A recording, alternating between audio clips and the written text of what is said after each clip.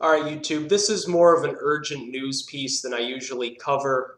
It relates to Fukushima. Normally, I just try to educate people with YouTube. This is more of a public service announcement, which I know I've never liked telling people what to do on my YouTube videos, so I won't do that, but I'm going to make some suggestions. Right now, and there's a link in the description, it appears that the radiation from Fukushima has increased drastically over the last 72 hours or so. Uh, for the last week or so, there have been reports of heavy steam coming from Unit 3. They think now, TEPCO covered up the release at first, of course, because they're a bunch of assholes. It looks like some fuel pellets or rods or something fell into the spent fuel pool that was still in Unit 3, Reactor 3, and has caused a recriticality. It's possible that this is just a smaller event, but it's worth assuming the worst just because you don't want to be ingesting hot particles, which are little particulates of radioactive matter. They can get lodged in the lungs. They can persist for many decades and cause lung cancer. Of course, the iodine from any sort of fallout, any sort of new fallout anyway, can cause problems with the thyroid. My recommendation here, because it's possible that there's a recriticality currently in the works, is assume that the fuel pool is probably compromised, and for the next week or so, people probably, especially on the West Coast and the west of the Rockies, shouldn't be going outside any more than they have to. If you're at all able to, if you've got a water filtration system, even a Brita filter is better than nothing for your water, because let's face it, the FDA raised safe standards for drinking water so that radiation alarms wouldn't constantly go off. That it follows people essentially, especially if it's raining or snowing and those particles, this radioactive material is falling down to a lower elevation into the ground or whatever.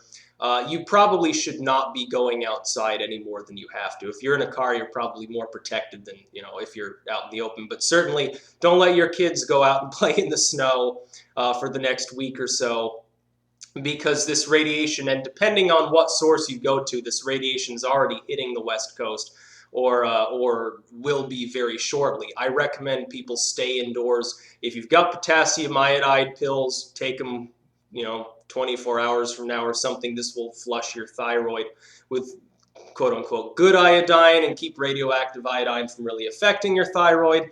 People east of the Rockies, probably a few days from now, they'll probably want to spend a week of limited outdoor activities. For the next week or so, I don't plan to really go out much because this radioactive release is potentially quite large in size. If this is a recriticality, the problem is this, and we saw this with Chernobyl, the primary meltdown spewed all sorts of radioactive goodies all over the upper atmosphere, which is still probably descending to the ground to this day. This steam that's coming out, if it is from the fuel pool, is all full of radioactive iodine, cesium, strontium, all the bad stuff you don't really want in your body. If you're exposed, if you're outside and you're not wearing a hazmat suit essentially and a gas mask, you're being continuously exposed. And they've already said, and this is from ENE News, I don't have the article pulled up, so I'll try to put it in the description if I can find it.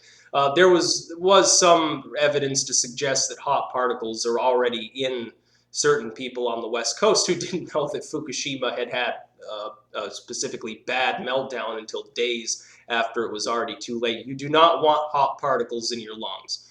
You do not want to be out in the rain absorbing, potentially this radioactive iodine. So people should stay indoors if possible. If you're going outdoors, literally any form of filtration is better than nothing. Even probably just wearing waterproof clothing if you're going out in the rain is probably better than nothing, at least a little. Unless you have a gas mask or at least like a surgical mask or something, you probably shouldn't be going outside for extended periods to do any unnecessary work. Of course, the problem with a meltdown and the radiation coming here is that the symptoms of being exposed to it are not going to be evident for some years down the road. People who are ingesting hot particles into their lungs today aren't going to show symptoms until perhaps a decade down the road, when people start getting lung cancer and emphysema and all of these other bad things that you don't want. people who are being exposed to the radioactive iodine. Some of them are already showing symptoms, which shows that they got quite a substantial dose. Others, probably many tens or hundreds of thousands of people who are exposed, won't show symptoms for a longer period. You're going to see an increase in cancers and birth defects and all sorts of things like that. People should take action now to limit their exposure, not because they're suddenly going to keel over in the street because they're overwhelmed by radiation, but because when you're older, you don't want lung cancer. You don't want, cesium building up in your muscles and causing problems there. You don't want strontium replacing calcium in your bones. Certainly, you don't want to end up with leukemia. That's just a friendly suggestion to people who happen to be living in the Americas, not just the United States. If you're living in Canada, same thing. And Alaska certainly gets the brunt of everything. Alaska and British Columbia get the brunt of everything from Fukushima. People living in Mexico, if you're living on the west coast of the Americas, you're being more exposed to this material because potentially a lot of it is falling in that area as a result of precipitation and never even making it to the east. Over here, we did see increased background radiation, but it was nowhere near what you saw on the west coast. So right now, as we speak, Fukushima may be undergoing another criticality. The fuel pool in reactor 3, which is already severely damaged because the whole thing blew up, is assumed to be compromised. It's assumed that it's possibly undergoing a criticality as we speak right now. There's steam coming from the unit. There's been intermittent steam coming from it for the last week. There were even some events of a similar nature for months. So take care, protect yourself. If you do have potassium iodide, hopefully you know how to use it and when. If you don't, hopefully you have water filtration, at least like a Brita filter. Activated carbon supposedly will remove certain alpha particles from the mix, which is good.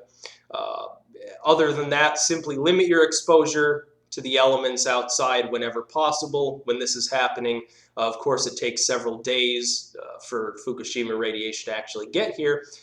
As an aside, we now have actual experts agreeing that the radiation is beginning to affect wildlife here in the Americas. And here's another one that I'll post from E&E News. The LA Times reported on this. Bald eagles right now are getting paralyzed, having seizures, and keeling over here in the West Coast and in Utah and in Idaho and places like that. And they think it might be due to Fukushima's radiation. Remember, bioaccumulation. I mentioned DDT before. Someone said, well, that was overblown. So just keep in mind that basic principle, that the grasses and so forth get mildly radioactive. The rodents and shit eat that and get more radioactive. Then the eagles and birds of prey eat those rodents, and they're getting a dose of magnitude higher. That's why they're having problems. Sea lions have been having the exact same symptoms in the water for months. And now it's starting to affect coastal wildlife on land and in the air. And the reason for that, of course, bioaccumulation, and this is my own theory, I'm not sure if it's substantiated by any actual science, would probably happen at a quicker pace in the water because it's getting spread around more. The nutrients are absorbed by microorganisms more readily within that particular substrate of seawater. So please protect yourself for your posterity. You don't want your sperm becoming deformed. You don't want your eggs getting fucked up. You certainly, above all, don't want hot particles lodged in your lungs. So a little bit of an urgent update. Had I known about this before, I've been keeping up to date on Fukushima, but sometimes the sources are ambiguous or unsubstantiated, so unfortunately I had to wait till now. I would have made a video several days ago had I known that this was going on. But for those on the West Coast, now is the time to start taking those steps to limit your exposure for at least the next week or so to the outside world. And it could be that Unit 3 could undergo a supercriticality and blow up for all we know. We're not sure. This is an untested scenario we're currently going through. This is worse than Chernobyl. At this point, anyone claiming otherwise does not know what they're talking about or they're being paid to post. on the internet to sort of calm people's fears. But when you've got eagles dropping out of the sky with paralysis and having seizures, and you've got that same thing happening in the ocean, and you've got the same thing happening, you've got polar bears covered in sores, you've got whales beaching themselves all over the Pacific, you've got oarfish washing up, you've got mass die-offs, you've got debris coating the sea floor, dead plankton and small fish essentially melting, starfish melting and dying for no apparent reason.